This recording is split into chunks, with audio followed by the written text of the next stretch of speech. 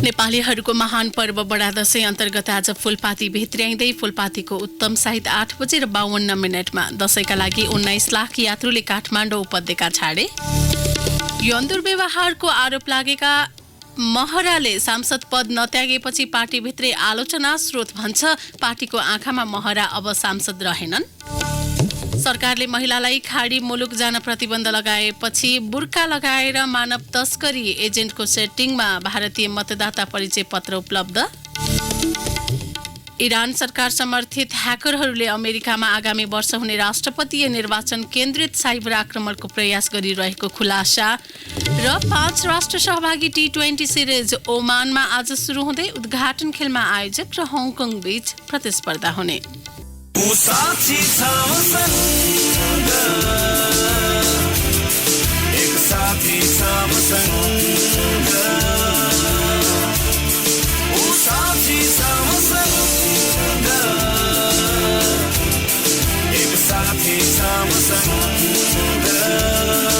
अनि Mahendra Bolero pickup हो तपाईँ जस्ता उद्यमशील नेपालीको भरपर्दो साथी। ठूलो क्याबिन, शक्तिशाली इन्जिन र गजबको माइलेजले राख्छ तपाईलाई सधैँ अगाडि।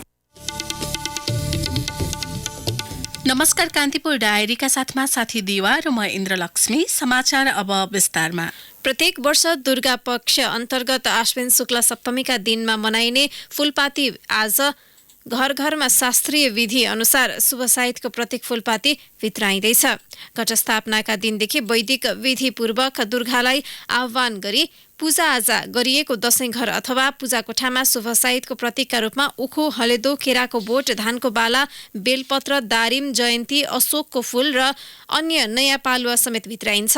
नवपत्रिकाको नामले भनेर चिनिने फूलपाती 9 देवीको प्रतीकका रूपमा भित्राई शास्त्रीय विधि अनुसार शक्तिको आराधनाका साथ पूजा गर्ने वैदिक विधि रहेको नेपाल पञ्चाङ्ग निर्णायक समितिका अध्यक्ष प्राध्यापक डाक्टर रामचन्द्र गौतमले जानकारी दिनुभयो। फूलपाती भित्र्याउनका लागि 8:52 को साइत उत्तम मानिएको छ। हनुमान ढोका दरबारको दशैं घरमा गोर्खा जिल्लाबाट ल्याइएको फूलपाती भित्र्याउने परम्परा छ। गोर्खादेखि धादिङ जिल्लाको जीवनपुरसम्म दशैं घरका पुजारी सहित मगर जातिका 6 जनाले ल्याउने र धादिङ जिल्लाको जीवनपुरदेखि काठमाडौँको जमलसम्म काठमाडौँबाट गएका ब्राह्मण जातिका 6 जनाले ल्याउने परम्परा रहिआएको छ। जमलबाट हनुमान ढोकासम्म निजामती सेवाका उच्च पदस्थ अधिकारी, गुर्जुका पल्टन, ब्यान्ड बाजा, पञ्चेबाजा सिंगारिएका कस्यौडी र सांस्कृतिक नाचगान सहितको लावालस्करका साथ फूलपाती भित्र्याउने गरिन्छ। राजतन्त्र रहन्जेल हनुमान ढोका दरबारको दशैं घरमा फूलपाती भित्र्याउने क्रममा राज्यका प्रमुखका नाताले राजाको पनि उपस्थिति रहने गरेकोमा गणतन्त्रको स्थापनापछि भने संस्कृति मन्त्री उपस्थित हुने गरेको हनुमान ढोका दरबार संग्रहालय विकास समितिका कार्यकारी निर्देशक सरस्वती सिंहले जानकारी दिनुभयो। यस वर्षको फूलपाती बुधबार अपराह्न 4:30 बजे भित्राइने कार्यक्रम रहेको छ। नेवार समुदायले दशैंकै बेला मोहनी चाड मनाइरहेका छन्। यो मोहनी र दशैं एउटै हो कि फरक? नेवार संस्कृतिबारे लामो समयदेखि अनुसन्धान र लेखन गरिरहनु भएका रमेश काजी स्थापितलाई मान्ने हो भने यी दुई फरक फरक चाड हुन्। यसमा ठ्याक्कै भिन्नता छुट्याउन सकिन्छ। चाड मान्ने परम्परा, प्रक्रिया र दर्शन सबैबाट। मोहिनीको विशिष्ट पक्षबारे बुझाउन सक्यौं भने यसले नेपाल सांस्कृतिक रूपमा कति धनी छ र फरक पनि छ भन्ने थाहा हुन्छ, उहाँले भन्नुभयो। उहाँका शब्दमा दशैं र मोहिनी एकै दिन सुरु हुन्छ, एकै दिन समाप्त पनि हुन्छ। यो नै यी दुई चाड बीचको एकमात्र समानता हो। यसबाहेक अरू पक्षमा समानता पाइन्न।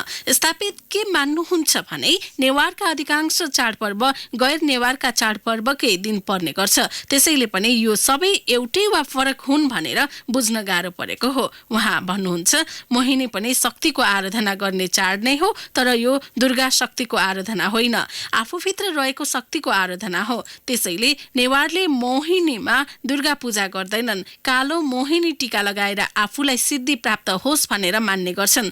मोहिनीको सबैभन्दा महत्त्वपूर्ण पक्षका रूपमा यही टीका रहेको छ र यसैले पूरा चाडको पनि नाम रहेको मानिन्छ।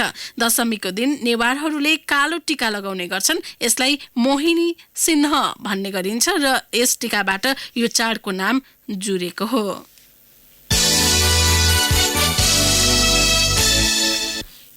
अमेरिकाको बाल्टिमोरवासी गायक प्रेम राजा महत 8 वर्ष यता अवैधानिक महावाणिज्य दूतको हैसियतमा स्थानीय क्षेत्रमा सेवा प्रदायक बनिरहेका छन्।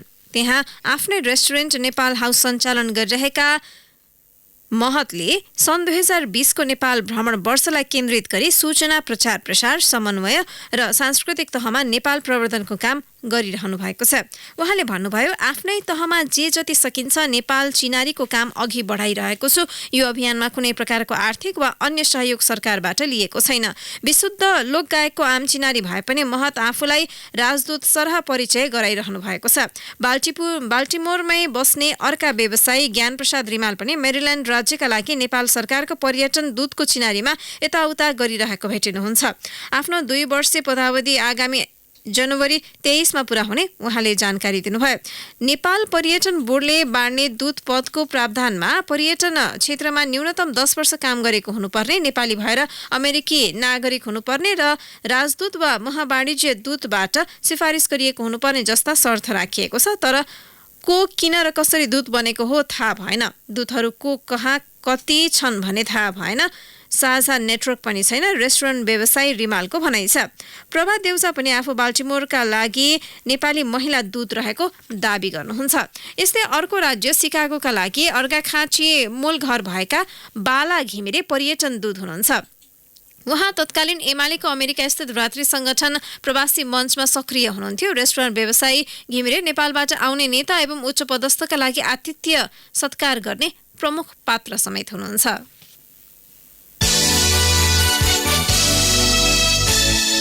यौन दुर्व्यवहारको आरोप लागेपछि सभामुख पदबाट राजीनामा दिएका कृष्ण बहादुर महराले सांसद पद नछोडेकोमा पार्टीभित्र र बाहिरबाट आलोचना हुने क्रम बढेको छ। संसद सचिवालयकी कर्मचारी रोशनी शाहीमाथि यौन दुर्व्यवहार गरेको आरोप लागेपछि महराले सभामुख र सांसद दुवै पद तत्काल छोड्नुपर्ने नेकपा सचिवालयले निर्णय गरेको थियो। तर उहाँले सभामुख पदबाट मात्र राजीनामा दिनुभएको हो। महरा अझै नेकपाका सांसद छन्। सांसद पद कायमै राख्न उनले कसरत गरिरहेको नेकपाका एक उच्च अधिकारीले जनाएका छन्। नाम सार्वजनिक गर्न नचाहने नेकपा स्थायी समितिका एक सदस्यले कान्तिपुरसँग भने, आरोप स्वीकारे झैं चुपचाप पनि बस्ने, पार्टी नेतृत्वको निर्देशन पनि नमान्ने त हुँदैन नि। पार्टीको आँखामा महरा अब सांसद रहेनन्। हामीले दाङ क्षेत्र नम्बर 2 रिक्त रहेको कल्पना गरिसक्यौं। सभामुखबाट राजीनामा दिएपछि सांसद पदबाट पनि राजीनामा दिए सरह भएको नेकपाका शीर्ष नेतृत्वको निष्कर्ष छ। नेकपाका एक सचिवालय सदस्यले भने, महराजीले सभामुखबाट राजीनामा दिएपछि उहाँ स्वत पार्टीको सदस्य हुनुहुन्छ। सदस्यले पार्टी निर्देशन मान्दिन भन्न मिल्दैन। अब त सांसद भएर मुख देखाउन पनि उहाँले अप्ठ्यारो मान्नु पर्यो नि। राजनीतिक दल सम्बन्धी ऐनको दफा 32 मा पदाधिकारी हुँदा दलबाट राजीनामा दिएको विषयलाई दल त्यागेको नमानिने उल्लेख छ। सभामुखबाट राजीनामा दिइसकेका महरा सो ऐन अनुसार नेकपाका सदस्य भइसकेका छन्। त्यसैले उनले पार्टीको केन्द्रीय सचिवालयले गरेको निर्णय मान्नै पर्ने या त पार्टी छोड्नै पर्ने हुन्छ। निर्वाचित सांसद भएकाले उनले पार्टी छोडे कानूनत स्वतन्त्र सांसद भइरहन सक्छन्। कांग्रेसका सांसद राधेश्याम अधिकारी पदबाट राजीनामा दिने या नदिने सांसदको निजी निर्णय हुने तर्क गर्छन्। चुनाव जितेका सांसदले आफ्नो निर्णयमा राजीनामा दिने हो, केही गल्ती भएको छ भने राजीनामा दिने कानूनी व्यवस्था छँदैछ। महराले दाङ क्षेत्र नम्बर 2 बाट तत्कालीन वामपन्थी गठबन्धनबाट चुनाव जितेका थिए। यसैबीच राष्ट्रिय मानवाधिकार आयोगले तत्कालीन सभामुख कृष्ण बहादुर महराबाट संघीय संसद सचिवालयकी कर्मचारी रोशनी शाहीमाथि यौन दुर्व्यवहार भएको भनिएको घटना अनुसन्धान गर्न हिजो 3 सदस्यीय उच्च स्तरीय समिति गठन गरेको छ। कान्तिपुर डायरीमा अब ब्रेकको पालो। ब्रेकपछि कान्तिपुर डायरीमा अब बाँकी प्रसङ्ग। दशैं मान्न उपत्यकाबाट करिब 19 लाख यात्रु बाहिरिएका छन्। महानगरीय ट्राफिक प्रहरी महाशाखाका प्रमुख एसएसपी भीमप्रसाद ढकालका अनुसार हिजो साँझसम्म 18,71,875 यात्रु बाहिरिएका छन्। यो संख्या असोज 5 मा टिकट बुकिङ खुला भएताको हो। यात्रु लगेर 1,90,994 सवारी साधन उपत्यका बाहिरिएका छन्। यो अवधिमा 9,52,545 यात्रु काठमाडौँ भित्रिएका छन्। 1,64,725 गाडी भित्रिएका छन्। यसमा निजी सवारी साधनको संख्या समेत रहेको ट्राफिक प्रहरीले जनाएको छ। रुटका गाडी कम चल्न थालेपछि काठमाडौँका यात्रु भने मर्कामा परेका छन्। थोरै गाडीको कोचाकोच रूपमा यात्रु बोक्ने गरेका छन्। ट्याक्सीले पनि मनपरी भाडा लिएर यात्रुलाई उल्टै शास्ति दिँदै आएको गुनासो बढेको छ। रुटका गाडी कम चल्दा ट्याक्सीले भाडामा बार्गेनिङ गरिरहेको यात्रु बताउँछन्। बुर्का लगाएका 5 भारतीय महिला त्रिभुवन अन्तर्राष्ट्रिय विमानस्थल हुँदै भारतको नयाँ दिल्ली स्थित इन्दिरा गान्धी अन्तर्राष्ट्रिय विमानस्थल उड्न हिँडेका थिए। अध्यागमन अधिकृतलाई भारतीय मतदाता परिचय पत्र र इन्डिगो एयरको बोर्डिङ पास देखाएर उनीहरूले सजिलै प्रस्थान अनुमति लिए।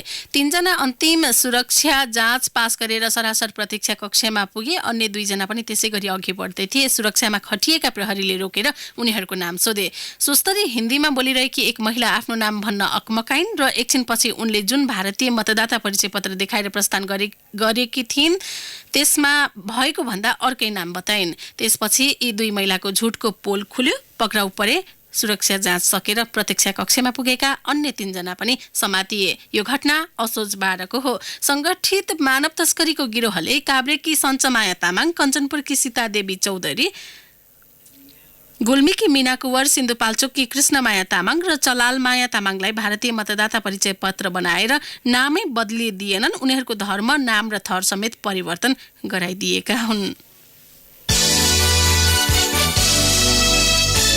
अब केही समाचार संक्षेपमा। 7 महिनादेखि मुआब्जा नदिएसम्म काम अघि बढ्न नदिने भन्दै स्थानीयले विरोध गरेपछि बागमती ब्युटिफिकेसनको काम अलपत्र परेको छ। त्यसले गर्दा एसियाली विकास बैंक एडिबीले बागमती नदी किनारको बगैँचा विकास ट्रिटमेन्ट प्लान्ट लगायतका लागि गरेको 13 अर्ब रुपियाँ आर्थिक सहयोग फिर्ता हुने अवस्थामा पुगेको छ।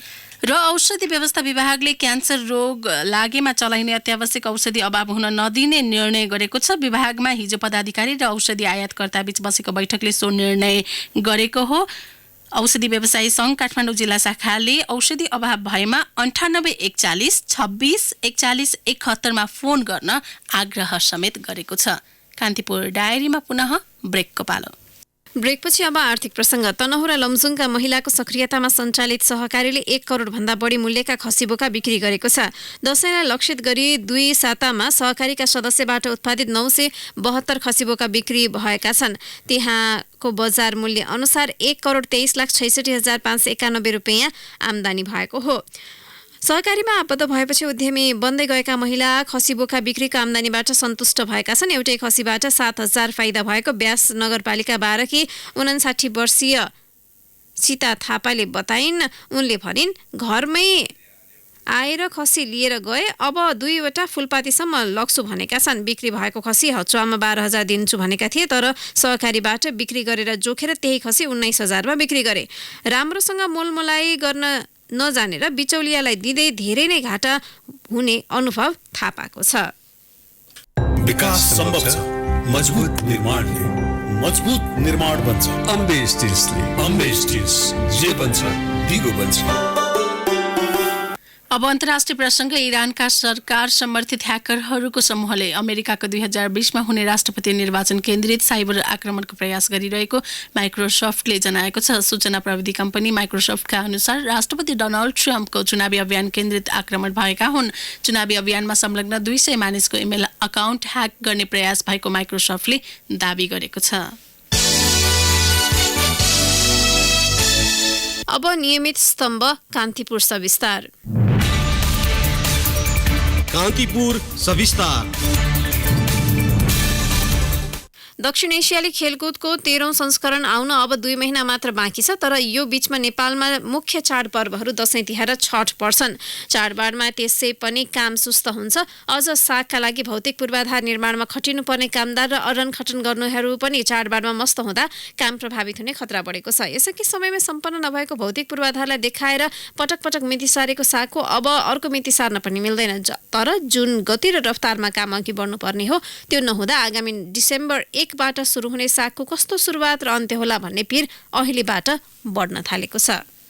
सन् 1984 मा काठमाडौँमा पहिलो पटक आयोजना भएको दक्षिण एसियाली खेलकुद साग दक्षिण एसियाको सबैभन्दा ठूलो खेलकुद प्रतियोगिता हो। नेपालले आयोजना गरेको 1 वर्षपछि नै बंगलादेशले दोस्रो संस्करण आयोजना गर्दै यसको यात्रालाई निरन्तरता दिएको थियो। त्यसपछि हरेक 2 वर्षमा आयोजना गर्ने नियम बनाइएपछि 87 मा भारत, 79 मा पाकिस्तान र 91 मा श्रीलङ्कामा आयोजना गरिएको थियो। सन् 1999 मा दोस्रो पटक आयोजनाको मौका पाएको नेपालले 2 दशकपछि अहिले तेस्रो पटक साग आयोजनाको मौका पाएको हो। हो। 7 मुलुक मध्ये मालदिप्स बाहेक अन्य मुलुकले यसको आयोजना गर्दै आएका छन्। 12औं संस्करण सकिँदा भारत र बंगलादेशले समान 3 तथा पाकिस्तान र श्रीलङ्काले समान 2 पटक प्रतियोगिताको आयोजना गरेका छन्। नेपाललाई भने यो तेस्रो पटक अवसर मिलेको हो। एथलेटिक्स, बक्सिङ, फुटबल, स्विमिङ र भारोत्तोलन गरी 5 खेलबाट सुरु भएको सागमा यसपटक 28 खेलका विभिन्न स्पर्धामा प्रतिस्पर्धा हुँदैछ। सागका 12 संस्करण तथा साउथ एसियन बीच गेम्स र साउथ एसियन विन्टर गेम्सको नतिजा हेर्दा भारतको दबदबाव कायम छ। नेपालले हालसम्म एक पटक दोस्रो स्थान हात पार्नु बाहेक अन्य ठूलो उपलब्धि हात पारेको छैन। घरेलु मैदानमा हुने प्रतियोगिताबाट त्यसको फाइदा उठाउनु पर्ने ताइक्वान्डो प्रशिक्षक सङ्गिना वैद्य बताउँछिन्। हामीले होम ग्राउन्डको फाइदा सबै खेलाडीहरूले नेपाली खेलाडीहरूले लिनेछ भन्ने मलाई चाहिँ विश्वास छ। किनभने हामी यही वेदर यही ठाउँमा आफ्नो एरिनामा प्र्याक्टिस गरेर हुन्छौँ होइन, त्यसले चाहिँ उनीहरूको मनोबल चाहिँ उच्च चाहिँ गर्छ नै र त्यसको फाइदा चाहिँ हुन्छ नै। एज ए होम ग्राउन्ड भएको हुनाले सबै खेललाई चाहिँ त्यसले चाहिँ फाइदा नै दिन्छ। नेपाल, भारत, पाकिस्तान, बंगलादेश र श्रीलङ्का गरी 5 राष्ट्रबाट सुरु भएको दक्षिण एसियाको महाकुम्भमा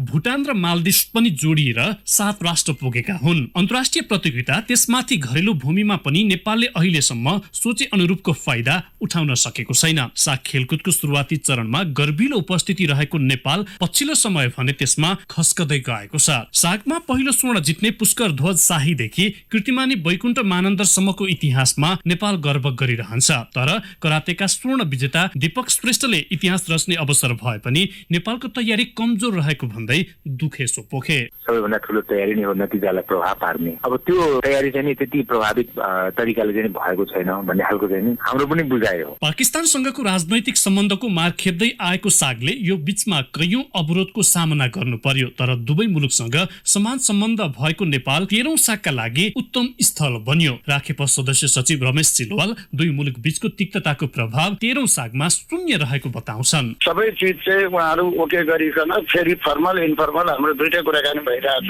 र यही अक्टोबर 24 देखि 26 हामी सबै ओलम्पिक कमिटीको मिटिङ नेपालमा हुँदैछ। त्यसैले यो सम्भावना छ कि छैन भन्ने कुरा अब नसोचे हुन्छ। 7वटा राष्ट्रको चाहिँ सहभागी हुनुहुन्छ। पटक पटक सर्दै आएको 13औं दक्षिण एसियाली खेलकुद साग मङ्सिर 15 देखि 10 दिनसम्म सञ्चालन हुँदैछ। मुलुकको प्रतिष्ठा समेत जोडिएको यो प्रतियोगितालाई तोकिएकै समयमा पूरा गर्नु नेपालका लागि निकै चुनौतीपूर्ण छ। तर अहिले यी चुनौती पार लगाउँदै तयारी अन्तिम चरणमा पुगेको राखेप सदस्य सचिव सिलवालको भनाइ छ। इन्फ्रास्ट्रक्चरको निर्माण हो, धमाधम सम्पन्न हुने क्रममा कुनै छन्, कुनै 10 दिनभित्र, कुनै 15 दिनभित्र, कुनै चाहिँ यो कार्तिक 15 भित्र सम्पन्न हुने योजनाका साथ हामी अगाडि बढिरहेका छौँ। अघिल्लो सागमा मात्र 3 स्वर्ण जितेको नेपाललाई घरेलु मैदानमा हुने प्रतियोगिता अवसरको रूपमा रहेको छ। तर खेलाडीको तयारीमा पर्याप्त समय नहुनु तथा समयमै आवश्यक बजेट विनियोजन हुन नसकेका कारण पुरानै नियति दोहोरिने सम्भावना पनि उत्तिकै रहेको श्रेष्ठ बताउँछन्। खेलाडीमा चाहिँ अलिकति अन्यलता अझै पनि आएको अवस्था छ। खेलाडीले जुन खालको यसलाई इफोर्ट लगाएर ट्रेनिङ गर्नुपर्ने छ अझै पनि गरेको छैन कि भन्ने खालको चाहिँ भान भइरहेको छ। बल्ल समितिहरू बन्यो, त्यसले गर्दाखेरि पनि अब यो समिति बन्नलाई ढिलाइ भएकोले पनि त्यस्तो भएको हुन सक्छ या अन्य कारण पनि होला होइन। तर खेलाडीको जुन खालको गुनासो छ त्यो चाहिँ एकदम सही हो होइन। हामीले यसो सरसर्तीहरूलाई पनि अब विगत 20 वर्ष अगाडि हामी नेपालमा भएको 8औं साफ गेमलाई लिने हो, त्यसलाई हेर्ने हो भने पनि त्यसको तयारीको तुलनामा अहिलेको तयारी एकदमै फिटलो छ कि नेपालमै जुन खालको हामीले साफ आयोजना गर्दैछौँ होस्ट कन्ट्रीको हिसाबले पनि हामीले आयोजनामा त सफलता गरेर हुँदैन, खेलाडीहरूले सफलता पनि हासिल हाम्रो त्यतिकै महत्त्वपूर्ण हुन्छ। 5 अर्ब 26 करोड 57 लाख रुपैयाँको बजेटले पनि नभ्याउने भन्दै राखेपले सरकारसँग थप रकम मागिसकेको छ। तर भौतिक पूर्वाधारतर्फ भने सन्तोष मान्न सक्ने अवस्था छैन। विनियोजन गरिएको रकम टोलीको तयारी र व्यवस्थापनमै खर्चिए पनि ताइक्वान्डो प्रशिक्षक वैद्य तयारीमा कुनै सम्झौता नगरेको दाबी गर्छिन्। डेफिनेटली यो धेरै पछि आफ्नो होम ग्राउन्डमा भइरहेछ। एज अ कोच हामीहरू अहिले एकदम कन्सन्ट्रेट छौँ कि जति सक्दो राम्रो रिजल्ट ल्याउने भन्नेमा होइन। र खेलाडीहरू त्यत्तिकै लागिरहेछ। हाम्रो खेलाडीहरू अहिले फेस्टिभल आउँदा पनि हामीले एकदमै टाइटली उनीहरूलाई घर छोडेका छौँ र उनीहरूलाई घर जाँदा पनि हामीहरू अहिले चाहिँ होमवर्कहरू दिइरहेछौँ, यसरी गर्ने यो गर्ने भन्ने कुरा चाहिँ एज अ टिमै हामी सबै एकदमै सिरियसली छौँ होइन। जति सक्दो चाहिँ राम्रो गर्ने प्रयासमा छौँ। प्रतियोगिता सुरु हुन 1 महिना अघि नै सम्पूर्ण संरचना निर्माण सकेर व्यवस्थापकीय काममा लाग्ने तयारी राखेपको भए पनि सो डेडलाइन भेट्न निकै कठिन रहेको राखेप पदाधिकारी नै बताउँछन्। रेडियो कान्तिपुरका लागि प्रकाश पाठक, काठमाडौँ। कान्तिपुर सविस्तार।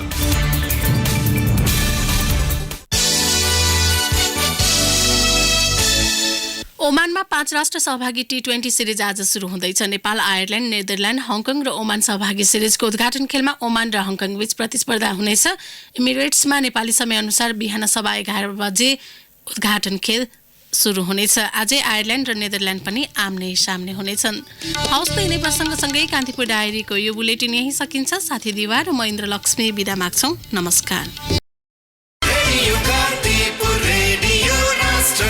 सूचना र मनोरञ्जनको संवाहक रेडियो राष्ट्रको रेडियो कान्तिपुर।